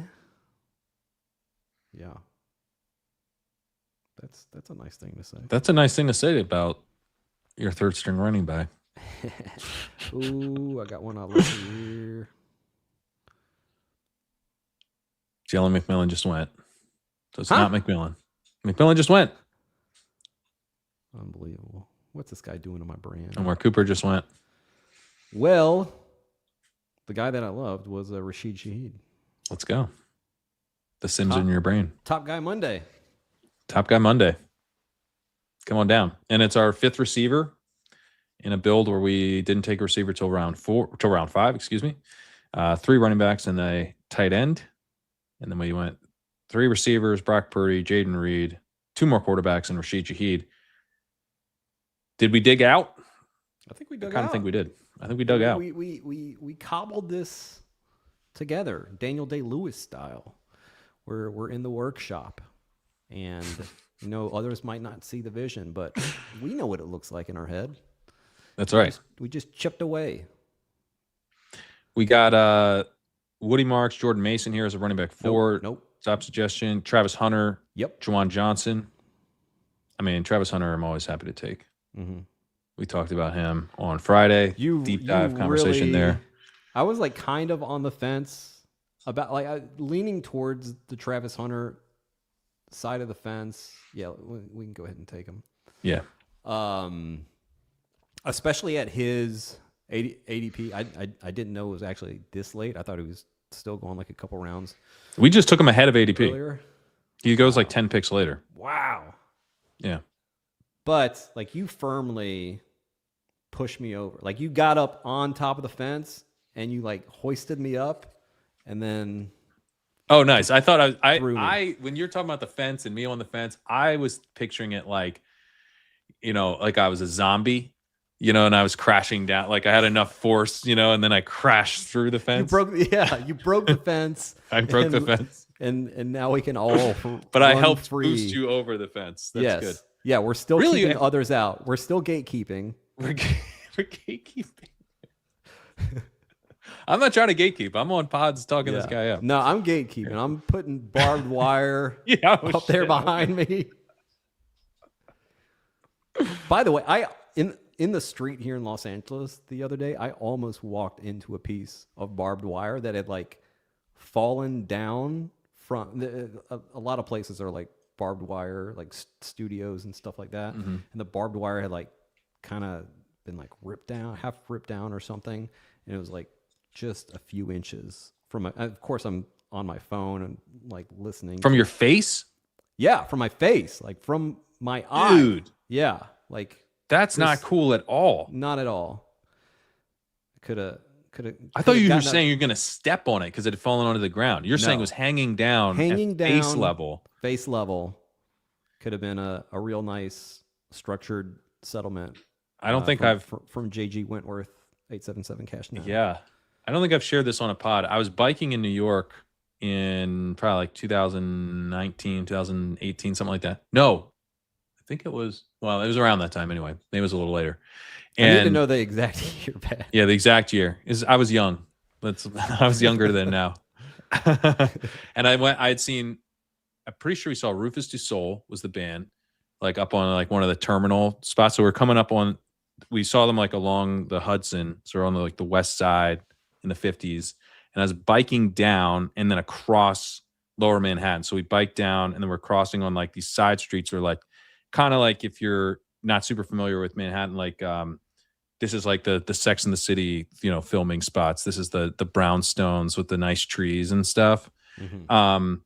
And so we're biking like across, going from west to east, and these streets like don't have, like there's like a row where you can park, but they're fairly tight. The streets are tight, so the bike lane, you can get easily blocked. In this case, it was blocked by a giant dumpster. And the giant dumpster, I saw Brittany was ahead of me. She's biking and she kind of like swerves and then like look back and like last second, it's because she's like, it kind of like didn't click. Last second, she was like, Pat, look out. And there was a gigantic, thick piece of plywood that was hanging like, and when I say like thick, like this is like potentially like a wall. Like it was big enough to be like a full side of a wall in someone's house. And it was hanging off of the dumpster at neck level if you're on a bike. Oh my God. Into the bike lane. Oh my God. And at like the last second, I just hit the deck. And luckily, like, because it was late at night. It was probably like 2 a.m. or something. So there weren't any cars around. So I like my head was like now in the road, like I could have been, there's many ways this could have gone bad. So I just went down like that. And that was like a literal near death experience. So just so you know, I've gotten lucky a couple times in my life with people who watch. This would never happen in Zoran Mamdani's New York. Yeah. Trash cleanup. I think they've improved it since then. Mm-hmm. But yeah, Final Destination. It was a like real Final Destination. Wow. Like the JG Wentworth suit would not have been led by me.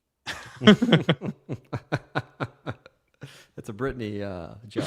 Brittany would have been doing that one. Yeah. Yeah. Yeah. Man, Jawan Johnson's gone. Diggs, Schultz, Tucker, Keaton. This is a spot where I'd be okay with Keaton if you're into the Keaton stuff. I mean, how do you feel about 8 to 10 touches a game for Keaton? I don't love it, but we have the early running back, so he can kind of slot in. Sure. Yeah, we can take Keaton here. And I think the receivers will still be here. I think we can do like 2 tight ends late to pair with with Bowers. And then there's a guy here who obviously I would like. Yeah, we talked about one of these guys on the pod. Is Trey Tucker who you're thinking here? Yeah. I don't think Burn this hasn't been a big sniper, so I think we're okay there, but we'll see. I've had a few near-death experiences in my life. A lot of them early. When I was a, is he good? I would say men generally we're going to have our near-death experiences on the early side. With the brain, the brain hasn't fully developed and whatnot. Right. Yeah. Well, one. It seems like a bad. It's like, hey, here's this. You're ready to go. Hey, does my brain work all the way? No.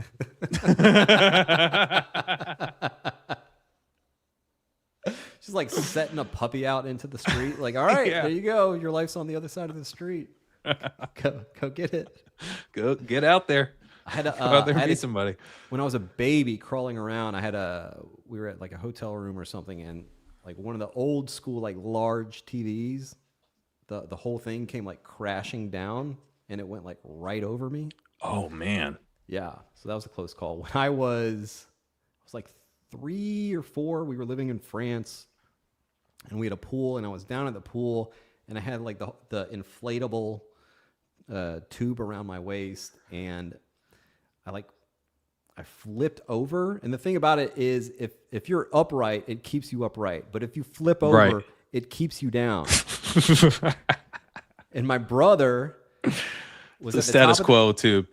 Yeah. My brother was at the top of the hill, and he looks down and he sees like 2 legs going like this in the pool. So he runs down and he saves me. And how old were you?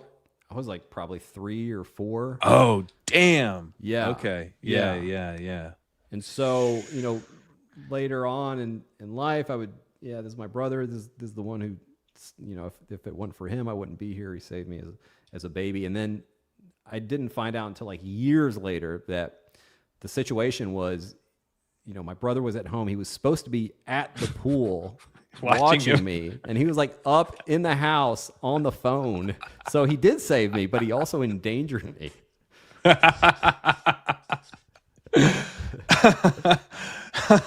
How did that finally get revealed?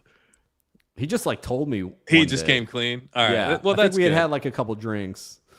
That's good. That's the right way for that to happen. Right. I think kudos to your brother for, hopefully he was doing some work on the phone. I don't know how much older he is. Maybe he's talking to he's passing notes to a girl, and he's 10 years older. He called her. Okay. Yeah. Yeah. Okay. Yeah, so he's doing. Mm-hmm. All right. Was, teenager on the phone. Mon chéri, bonjour. Comment ça va? Voulez-vous coucher avec moi ce soir?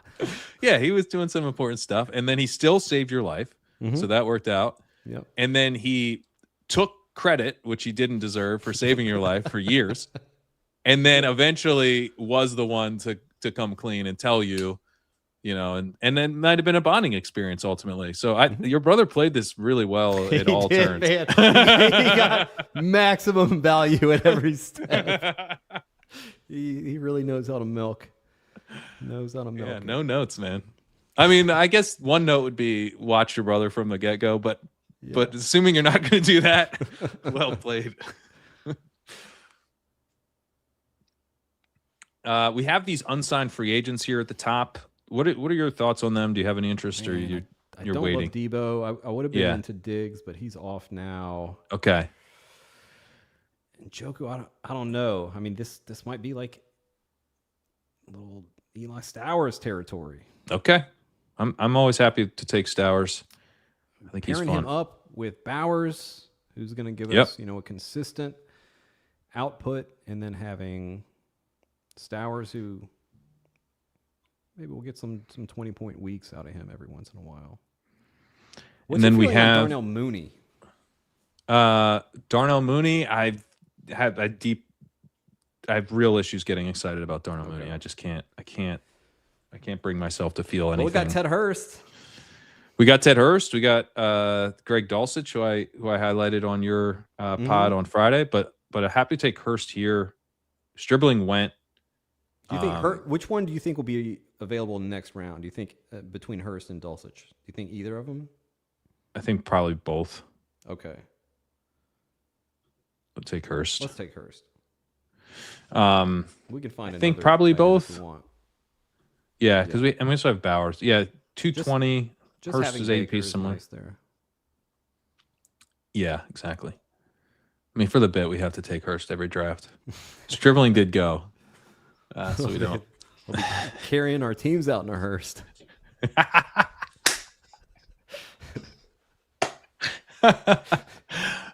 Our opponents' teams? No, ours. Ours, yeah. Hurst season. Oh, man. Gregory, I was responsible for your near death, all in a French accent. C'est moi. Pardon, s'il vous plaît. Oh, man. Oh, yeah. Greg Dulcich, some nice GM speak. Yeah. Oh, yeah. Real nice. Not so nice. Not so nice until it's our pick again. I would say like Medium end of the 18th round. End of the 18th round, nice. Yeah. Definitely not early like, 18th, nice. Yeah. 18-9, 18-10 would kind of be pushing it. But the sweet spot would be like 18-12, maybe 18-11.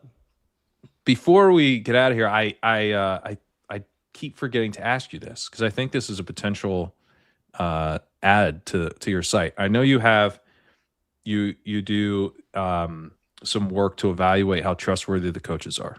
Yeah. You mentioned the other day that a player they just brought up, I believe it was Trey Tucker, that they said like what jumped out to you today, and they were like the way Trey Tucker plays football. Have you ever looked at like if a coach is asked like, what did you have for lunch today? And he's like, I didn't have whatever Travis Hunter was eating because that kid is blowing people's minds out here. Right. Mm-hmm. Like if the question, the least likely question that, creates a player response, like probability of player name being mentioned and then player name is mentioned. Yeah. Seems like it could be something there.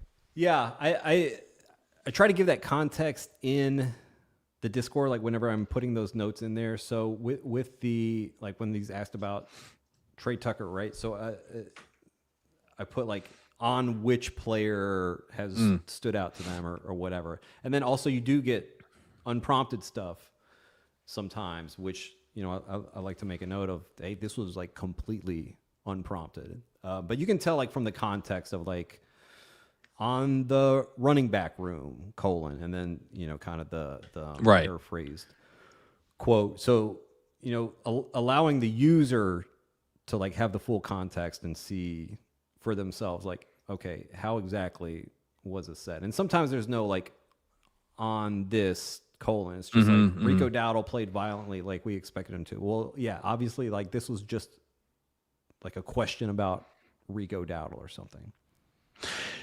Yeah, and sometimes you get like, people they'll be like, what are your thoughts on, Keon Coleman and how he did? And they'll be like, Keon Coleman is a human being and he plays for the Buffalo Bills, and we like that he plays for the Buffalo Bills, and we expect that to continue for some period of time into the future. And he's doing great things for us. And then like the he's doing great things for us might make the rounds, but it's like that's not really the full context of what happened there. Which is like, with some of these quotes in the Discord, you might just look at a single quote and think like, okay, that's like, you could have whittled that down to make it a little more brief. Like, did you really have to include that part? But when I'm putting this stuff in there, I'm thinking, What could a misleading headline be that ends up getting aggregated? Because I've seen this so many times. Yeah. It's like, I have to put this in there because I know there's a good chance that this one little part gets really blown out of proportion and we never hear the other part. Right. And that other part's like, oh, baby. We got him. We did. Mission accomplished. Banner is being constructed right now. Can we get on that? tell me the Greg. Put it up. This is the most excited anyone's ever been to draft Greg Dulcich, including the Denver Broncos a few years ago. Tell me the Greg Dulcich coach speak now that he is on. We are living team. La Vida Dulcich. Dulcich de leche, baby. Hang on, we got one more pick to make. Okay. Anyone jump out here? You asked me about Darnell Mooney, Darius Slayton. We could do that.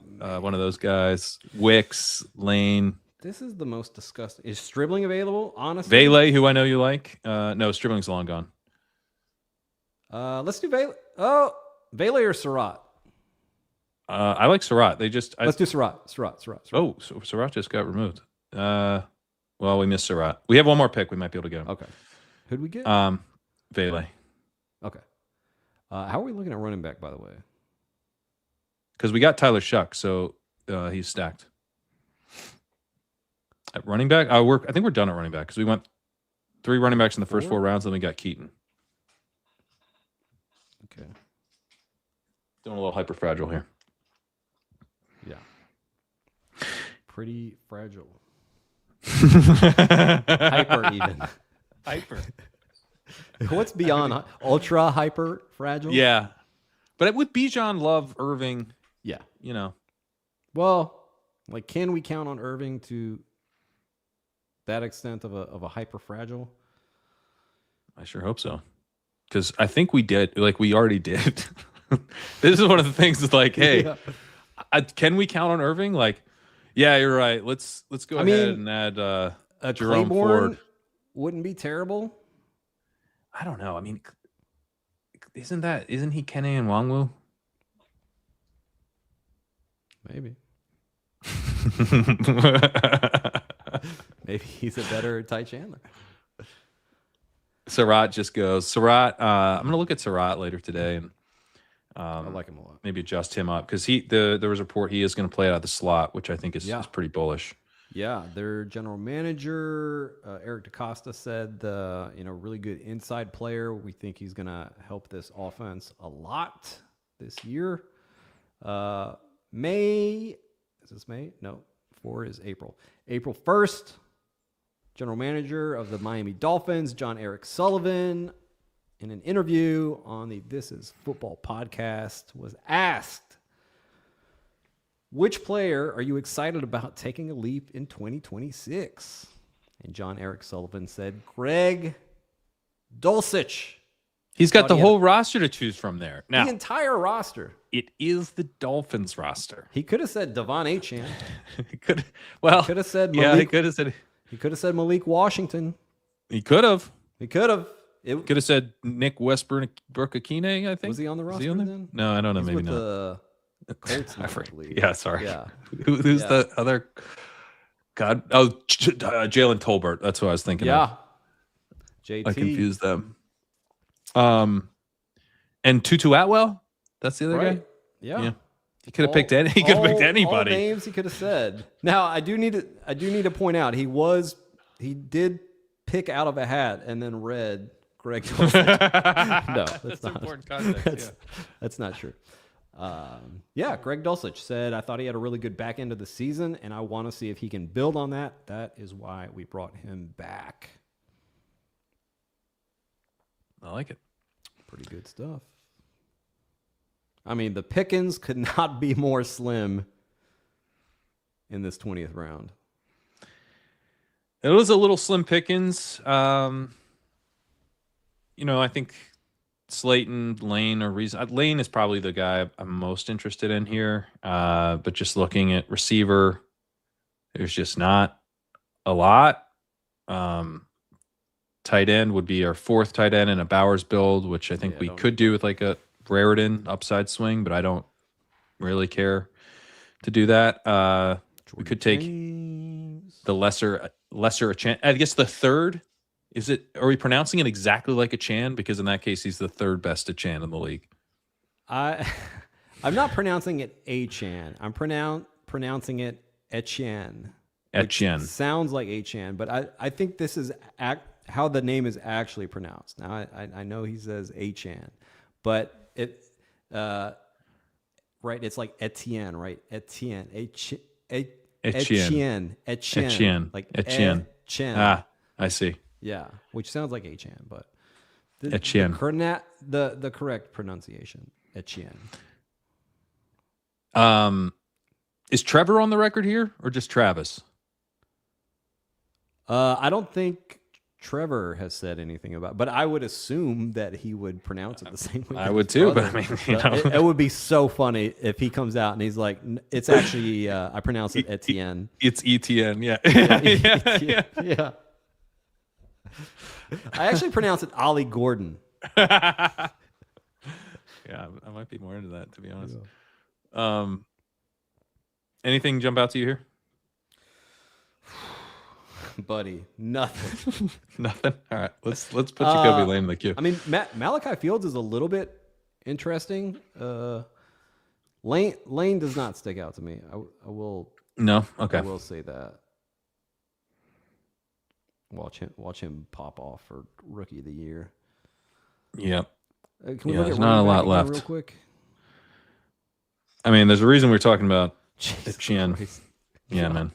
Yeah. No. Fields? Yeah, let's try Fields.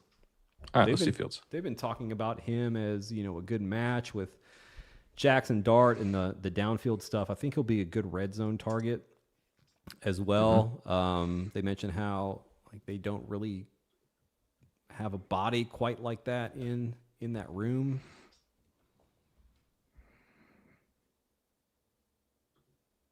Hey, yeah, I mean, I guess if you're like, hey, we only have fast outside receivers, what if we try to slow one?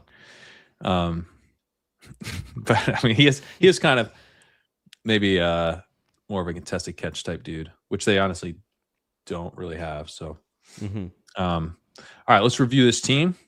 Which the running back point, we need the running back to stay healthy, but we got some horses early. Bijan, Jeremiah Love, Bucky Irving, with Brock Bowers at elite tight end. Then we tacked on Keaton Mitchell, who, has some limited upside as far as like emerging as a, consistent weekly starter, but I think can pop off enough to maybe fill in as the running back 2 or 3 a few times. But yeah, we need a mega legendary season from Bijan here. But that's why he's going 102. And we've got Mike Evans, Jordan Tyson, Mekhi Lemon, Jaden Reed, Rashid Shaheed, Travis Hunter, Trey Tucker, Ted Hurst, Devon Vele, and Malachi Fields at receiver. Honestly, our receivers, we have 10 of them, but even, just looking at some of the upside in this group, I feel like we're decent. We didn't take our first one till round 5, and I think we came out okay still. Yeah, I think we came out more than okay there. We got Purdy, Baker, and Shuck. Purdy's with Evans. Baker's with Hurst and Bucky. And Shuck is with Vele and Tyson. Yeah. So everybody's stacked. We broke some ties away from some additional stacking. Juwan Johnson was someone we had, but I think we took Hunter over him, which I feel pretty good about. Yeah. Overall, how do you feel about the team? Oh, Stowers and Dulcich, I should mention, as the 2 and 3 tight end. I am a little bit worried about running back, but that's probably because I'm a bitch. I think we're going to be more than fine at wide receiver. Like, I expect big weeks, even not starting to take them until round 5. But I mean, we've got some great shots at receiver here on our team. By the way, there's a comment here, or a question from Chris Diaz in the chat that I wanted to answer about how do you do the trustworthiness of new coaches, and that, for example, Jeff Hafley seems pretty up front so far, but who knows? So I try not to be like, oh, I expect this guy to be honest or dishonest. It's tough to do that, right? But I do think there are times when guys will give you signals of, okay, it is heading in this direction. Like the Aaron Glenn stuff seemed to head in like, okay, maybe we can't trust this guy direction fairly early. I would say that Jeff Hafley has come off as a very upfront and I'm going to tell you what the deal is kind of guy, not just like from his pressers, but also what he's saying that he expects from his team. Like, yeah, this is kind of a hard-nosed guy. And then I would say that Todd Monken I would expect him to end up being one of the most honest head coaches. Like this guy, he's 60 years old.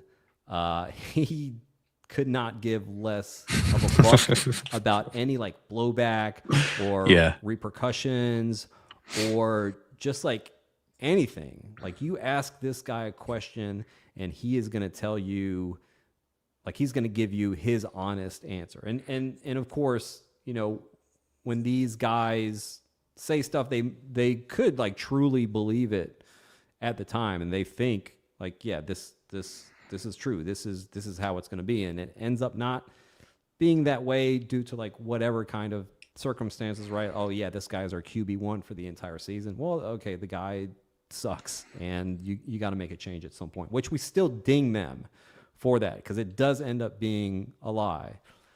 But Monken seems like a guy that's going to be like, okay. So, you know, the quote that we got from Andrew Berry of Jerry Jeudy is going to be our bell cow does not hold a lot of weight with me. If Todd Monken were to come out and say Jerry Jeudy is our bell cow, that would hold some weight with me. That makes sense. The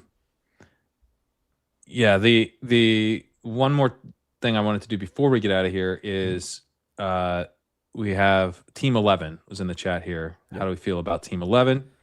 And he does say that he fell asleep partially. So I think the amount that he fell asleep will be related to how much we like the team. Yeah. But so he went Barkley, then London, Smith, Wilson, Swift, Jalen Hurts. So he's got the nice little Eagle stack there. Ramondre and Pollard. So filling out running back depth, he's got 4 through 8 rounds. Pittman, Concepcion, hopefully the real workhorse in the Cleveland receiver core.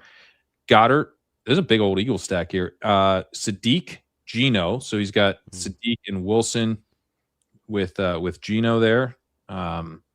Jeremy Bernard, Aaron Rodgers, Stribling. He sniped us there. Kamani Vidal, Sean Tucker, Terrence Ferguson, and Mike Gesicki. Thoughts on this team? Well, how about I give you like a physical representation of how I feel about this team? Sure. I'm trying to do the Christian Bale in American Psycho when he's looking at the business cards. He's like, "Ooh, yeah, all right." Nice. Pretty good stuff. This is pretty good. This is very solid card stock. It's embossed. It makes a good first impression, and it also, you know, figures to be kind of long lasting, right? It's eggshell. It's eggshell. You built a good shell, okay? I think it's a pretty good team. There's some good stacks. I like it a lot, man. Yeah. I think I probably would have gone. I would switch for this team. Wow. All right. I probably would have taken like Vidal or Tucker. I probably would have taken another receiver there. Yeah. It's like the only change that jumps out to me. But otherwise, I think, and also you do you. It's not like you have to do that, obviously. But the team ends up with 7 receivers and 2 of them are rookies. And, Yeah, you did get 3 through the first 4 rounds, though, so it's not like a dire need, but then waited until Michael Pittman to be the wide receiver 4. So I probably would have broken that tie that way. But otherwise, I mean, it's a really strong team. You got Hurts, Smith, Rodgers. Hopefully Rodgers is playing. Sounds like they're getting a little sick of the waiting game in Pittsburgh. But he was spotted wearing a Jets shirt. Oof. Oh my God. Is that so he doesn't get bored? Just so he like sees the Jets logo and it makes him like work harder out of rage? It's bizarre. Maybe, I don't know if you do this. I do this because I'm a little bit of a weirdo, but when I'm going on that is in fact where you fell asleep. See, I knew it. I knew the part you didn't tell us when you fell asleep ahead of time. Wow, so I knew the part we incredible. mentioned would be where you fell asleep, which might be true. I'm not saying you didn't fall asleep. Just saying it's a little convenient. The only part of the team we didn't like is when you were asleep. I do this thing when I'm going on a trip. I have clothes that I keep just for a trip. I don't like having, God, this might reveal a lot about me. When you're doing laundry, first of all, and this is too long of a story, but when people are doing laundry and they take the clothes out of the hamper, they put it in the washer, and then in the dryer, and then they put it back in the same hamper that those dirty clothes were in. That's so disgusting to me. I cannot fathom ever doing that. And so you have a dirty laundry bag and a clean laundry bag. I don't even have a clean laundry bag. I just take the stuff from the dryer and I go and put it on my bed, and then right. Well, yeah. I mean, if you can just do that. But like, I'm thinking back when I'm taking laundry to a laundromat. Right. I would have a different bag then. Okay. Yeah. And so when I go on a trip, I don't want to have like dirty clothes in my bag, like when I'm traveling or like while I'm there. If it's on the way back, it's different. Like I could put all the dirty clothes in a bag and then I wash. Do you have one of those foldable little laundry things that expand? Yeah, you know what I'm talking about? I do. Yeah. But I have a set of clothes that I use just for traveling that I can throw out. Like if I have to do an overnight somewhere, like yeah. If say I'm going to like France and I spend like a night in New York or something, I'll have like a shirt and like boxers. I don't usually do it with the pants, but like for sure like boxers, socks, and a shirt that I can just throw out. What do you mean? Why would you? Why? Because I don't want those dirty clothes traveling with me for the rest of the trip. Like but you could have like a plastic bag or some other kind of thing to compartmentalize. If the plastic bag like fits into the front of the suitcase, but like now I travel with a suitcase that doesn't have pockets on it. I see. Yeah. A hard shell. Hard shell. Yeah. So, but you could do, I mean, usually there's like a little thing on the top or on the side. I mean, you could go plastic, and then squeeze it. Are you shopping ahead of time? Like, are you going to flea markets to get the clothes you're going to throw out? No, this is like a pair of boxers that like as soon as you get like one little like rip thing in the band, right? I'm like, okay, fine. And I'll put them in the laundry, and then I just like have this separate pile of clothes. Like as soon as the socks get worn down, not to a hole, but where it's just like real thin, and the hole is about to open up, then it's like, okay, these are travel socks. And a shirt, if it starts getting, if it gets a hole or like starts to get some kick stains or something like that, then all right, travel shirt. So what I'm getting out of this is that I don't want to sit next to you on a plane. You're wearing the oldest, smelliest stuff you got. No, it's not smelly. It's fine. It's clean. I said maybe this is what Makai Lemon was saying to teens. I'm on the plane. I'm doing this the entire time. I'm about to throw these clothes out. Oh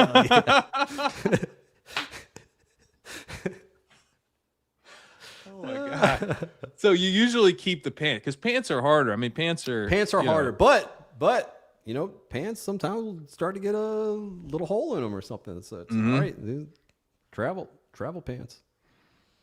Yes, this guy's dad used to do this same thing. I'm not the only one. Hell yeah. That's so funny. Hell yeah. Because it is like a hack, sort of. Because I mean, you do need to throw out old clothes, Yeah. but also most people don't save them specifically for a trip. That's good. All right. Well, a little window into the mind. We've learned quite a bit about it. Buddy, we are scratching the surface. All right. Well, we'll be back here next Monday for another edition of Legendary Coach Speak. Greg, tell the people about what you got going on this week. Wednesday, gonna do my Wednesday stream. I am gonna do it at 12 Eastern, so it does not conflict with ship chasing. So you can come. This week's gonna be a solo stream, and come check that out. And then after I'm done, go make a sandwich, go watch some ship chasing. Yeah, that's obviously the Discord. Can never miss an opportunity to plug the Discord. Coachspeak Index Discord. Get in there. Crazy amount of info. Love it. I'll be back tomorrow for Top Guy Tuesday. Believe I'll be doing that, I think 5:30 Eastern or 6. I'll get the stream up and then I'll announce it. But yeah, just doing I'm going to do some Superflex drafts tomorrow, so you can kind of see what the top recommendation teams look like over there. A little bit of differences with the market in terms of actually prioritizing the elite running backs and elite receivers a little bit over the elite quarterbacks, and kind of just being like sufficient at quarterback and dominating the other positions tends to be what the Sims think are optimal there, which is pretty interesting. But yeah, if you want to check out the Sidekick, it's legendaryupside.com/sidekick. I'll be back as well on Thursday with an episode of That's Fair with Sam Sherman. That'll be at 5:30 Eastern weekly. And then ship chasing, ADP chasing tomorrow, and then ship chasing on Wednesday, where we'll be doing a post-draft rookie mock draft with Dwayne McFarland, JJ Zachariason. So really looking forward to that. Check out all the content at Legendary Upside. An article by Matt Irby doing some dynasty running back sells will be dropping tomorrow. And I'm going to have updated dynasty rankings again this week that'll include one quarterback dynasty rankings in addition to the Superflex that we already have updated late last week. I got an update for those. So check it out. Obviously, best ball rankings for DraftKings Underdog on Legendary Upside as well. Thanks for watching, and we'll see you soon. Later.